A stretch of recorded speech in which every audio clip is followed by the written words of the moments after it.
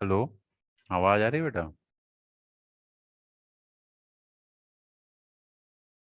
Class आवाज आ रही है? Yes sir.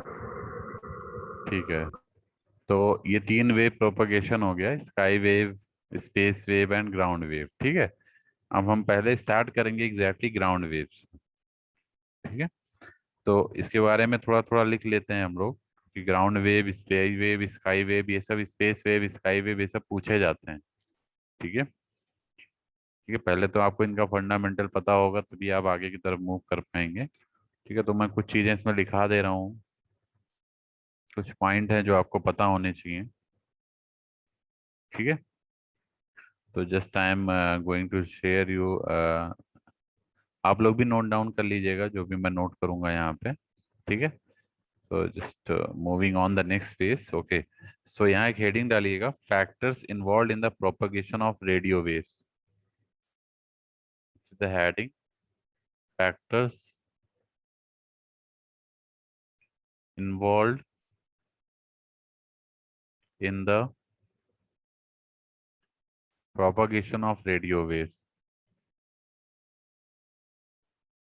Propagation of radio waves. कौन कौन से फैक्टर्स इन्वॉल्व होते हैं जो हमारे रेडियो वेव प्रोपगेशन में पार्टिसिपेट करते हैं? ठीक है। तो सबसे पहले अगर हम बात करें, हमारा सबसे पहला फैक्टर होता है वो क्या है? ग्राउंड वेव और सरफेस वेव। सबसे पहले हमारी क्या आएगी? ग्राउंड वेव और सरफेस वेव। इसका थोड़ा सा आपको कंटेंट पता होना चाहिए क्योंकि हमारी ग्राउंड वेव और सरफेस वेव होती क्या है। ठीक है। प्रोपगेशन के रिगार्डिंग। ठीक है। तो इसमें आपको ये मैं लिखा दे रहा हूँ, लिख लीजिए। इसको हम लोग सरफेस वेव भी बोलते हैं, ये आपको पता ही है। ठीक है।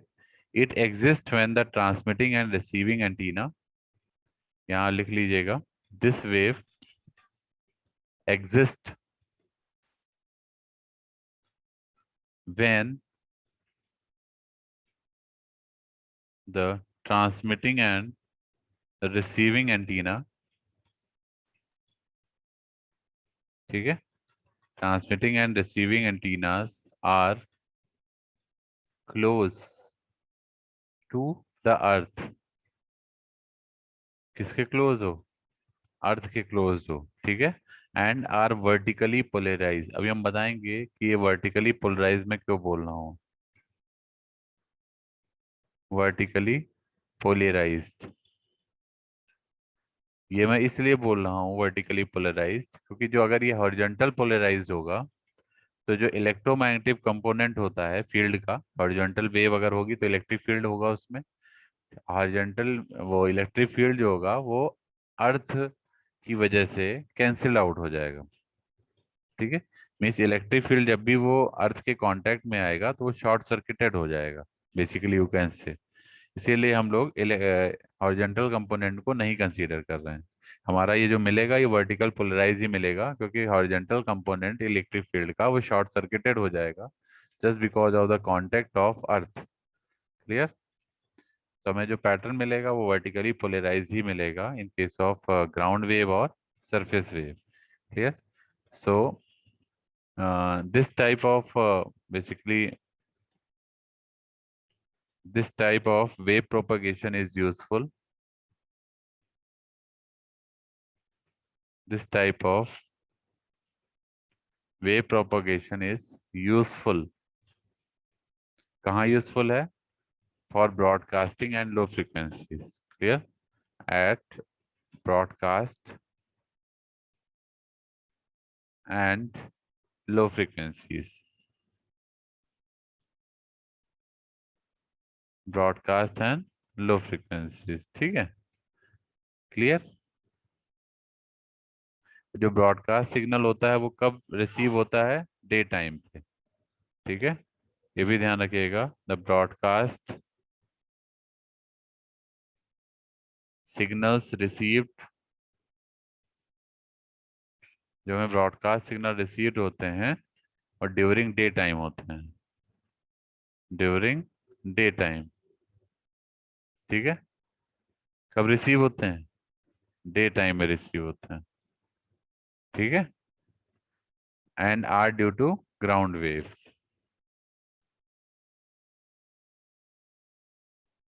ग्राउंड वेव, ठीक है। ये हमारा हो गया। एक चीज और ध्यान रखिएगा, ये कहाँ पे यूजफुल होता है? ग्राउंड वेव बेसिकली किस कम्युनिकेशन में यूजफुल है? Very low frequency and medium frequency. So it is useful in, ये भी आपको पता होना चाहिए कि ग्राउंड वेव हमारा किस तरह की फ्रीक्वेंसी के लिए यूजफुल है, कम्युनिकेशन के लिए। It is useful for communication at very low frequency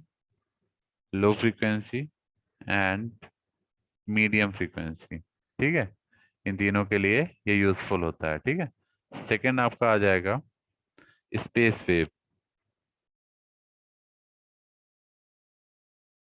space wave, ठीक है। स्पेस वेव क्या होता है? कोई बताएगा स्पेस वेव क्या होता है?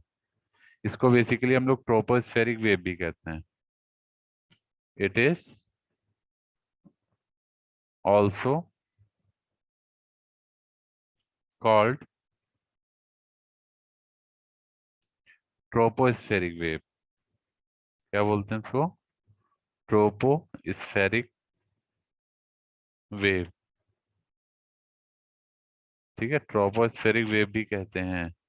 जैसे आयनोस्फेरिक पढ़ा होगा, ट्रोपोस्फेरिक पढ़ा है, स्ट्रेटोस्फेरिक पढ़ा है, ठीक है ना, वही है, ट्रोपोस्फेरिक वेव भी बोलते हैं।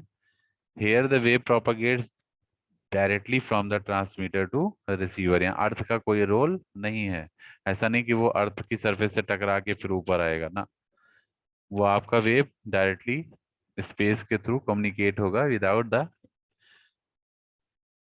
Factor of earth. Clear? So here the wave propagates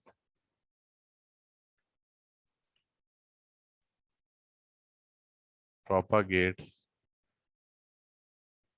एक चीज ध्यान रखिएगा, ये यूनिट से एमसीक्यू बहुत बनते हैं। ठीक है, इस यूनिट में आपके जो ये ऑब्जेक्टिव क्वेश्चंस हैं बहुत कवर होते हैं, तो ये थोड़ा ध्यान रखिएगा, क्योंकि इसमें ऐसे ऐसे टॉपिक हैं जो बहुत ही मतलब एक तरह से डिवोटेड हैं एमसीक्यूज के लिए। ठीक है ना, तो इसको थोड़ा सा ध्यान में रखते हुए आप लोग को ये बेसिक कुछ चीज़ें पढ़नी है इसमें। ठीक है, इवन ये जैसे अभी मैं आपको बता रहा हूँ, इसीलिए मैं लिखा भी दे रहा हूँ सारी चीजें। ग्राउंड वेव है, इसको सरफेस वेव भी कहा जाता है। जैसे किस फ्रिक्वेंसी पे यूजफुल होता है कम्युनिकेशन के लिए, ये आपको पता होना चाहिए। Very low frequency, medium frequency पे कम यूजफुल होता है। ठीक है, ये सब चीजें आपको पता हो। इसमें जो हमारा जो पोलराइजेशन है वो कैसा होता है, तो आपको ऑप्शन दिए होंगे, हॉरिजॉन्टल पोलराइज, वर्टिकल पोलराइज, है ना, and so other options are there. So आपको ऑप्शन क्या चूज करना? Vertically polarise. ठीक है, ये भी सब ध्यान रखना है। तो आप लोग का जो स्टेटमेंट है, मतलब कि how we prepare for the MCQ. So MCQ questions आपके ऐसे ही आते हैं। ठीक है, क्लियर? तो जो बच्चे रेगुलर अगर पढ़ाई कर रहे हैं तो दे में do attempt it properly, otherwise फिर दिक्कत हो जाएगी। एमसीक्यू के लिए मत पढ़िए, आपको पहले कंटेंट को पढ़ना है, तब आपका एमसीक्यू ऑटोमेटिक तैयार हो जाएगा। एमसीक्यू के रिगार्डिंग आप पढ़ेंगे केवल, तो आपकी तैयारी नहीं होगी।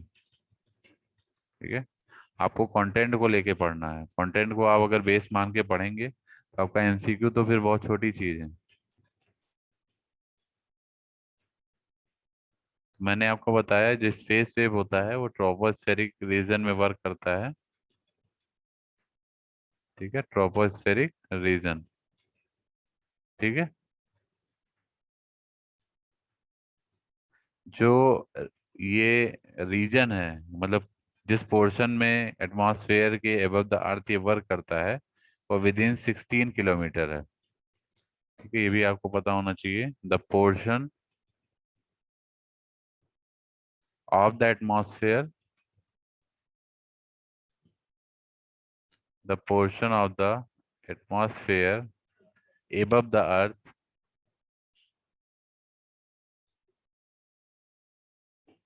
above the earth and within 16 kilometer,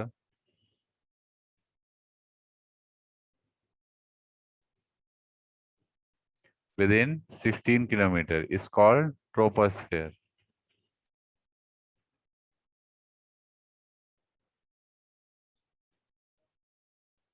troposphere, ठीक है, इट्स कॉल्ड ट्रोपोस्फेयर. सो ये किस फ्रीक्वेंसीज के लिए यूजफुल है? अबव 30 मेगाहर्ट्ज फ्रीक्वेंसी के लिए, ठीक है. So this is useful above the frequency of 30 megahertz. जैसे पहला वाला हमने बताया था very low frequency medium frequency के लिए है. This is useful above the frequency of कितनी फ्रीक्वेंसी? 30 मेगाहर्ट्ज, ठीक है. एफएम रिसेप्शन जो होता है, एफएम वगैरह आप लोग जानते होंगे, फ्रीक्वेंसी मॉड्यूलेशन, जो एफएम वगैरह हमारा आता है, उसका जो भी रिसेप्शन है, ठीक है.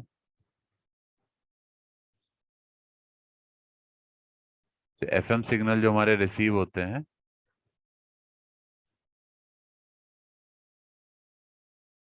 ठीक है, एफएम रिसेप्शन जो है वो नॉर्मली स्पेस वेव में होता है, नॉर्मली बाय स्पेस वेव. आप लोगों को पता है एफएम सिग्नल एएम सिग्नल, ये पता होगा, ठीक है ना. जो एफएम वेव हम लोग एफएम रेडियो स्टेशन जो आपके जितने भी हैं उसमें जो कम्युनिकेशन होता है ट्रांसमीटर और रिसीवर के बीच, वो स्पेस वेव प्रोपगेशन के थ्रू होता है, ठीक है. क्लियर है सभी को?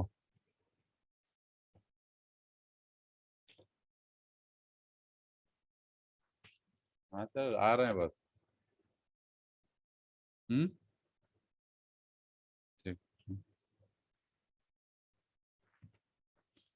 हेलो.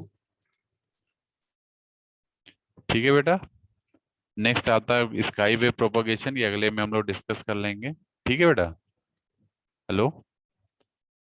इसके बाद हम लोग आगे बढ़ेंगे इसमें. तो ये कुछ, तो कुछ फंडामेंटल चीजें हैं, पहले आपको ये क्लियर करना जरूरी है कि ये प्रोपगेशंस क्या क्या होते हैं, देन वी कैन मूव. ये अटेंडेंस हम ले ले रहे हैं, ठीक है. एक मिनट जरा वेट करिएगा.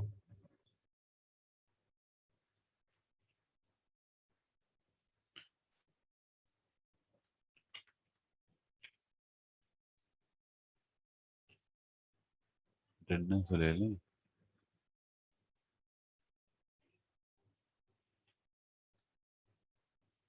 तो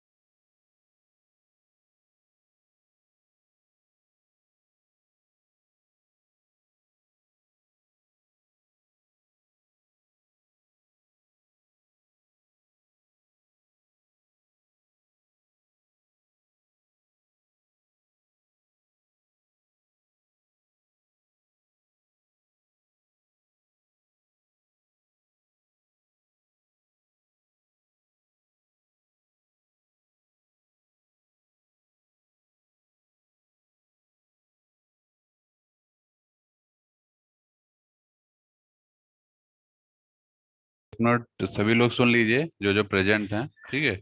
roll number 58, 59, 60, then we have 67, 68, 69, 70, 71, 72, then we have 77, 70, sorry, 80, 81, 82, then we have 85, 86, 93, 95, 96। सब लोग वीडियो ऑन करो जरा। 100, 105, 6, 7, 8, 9, 10, 13, 14, 15, 18, 19, 20, 21। इसके अलावा तो नहीं कोई?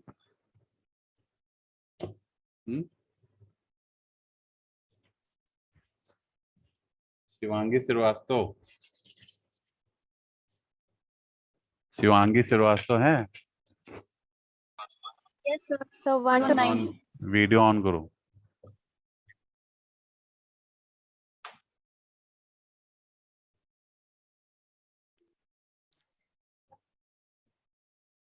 Hello,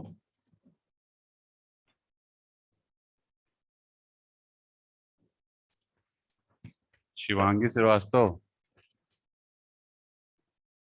Yes, sir.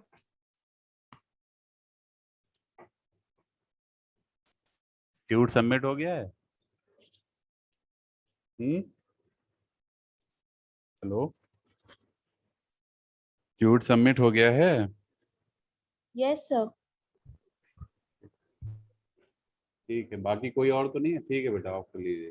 ठीक है, बाकी तो कोई नहीं है, कोई और तो नहीं सर है? 73 सर 70, 73 73। इसके अलावा बाकी सबका हो गया? ठीक है, थैंक यू। सर। हाँ बेटा। सर ट्यू 2 ट्यू 3 आज कर सकते हैं सर? बेटा नंबर चढ़ा दिए मैंने, तुम करो, सबमिट करिए। अब कल ही हमने बोला था।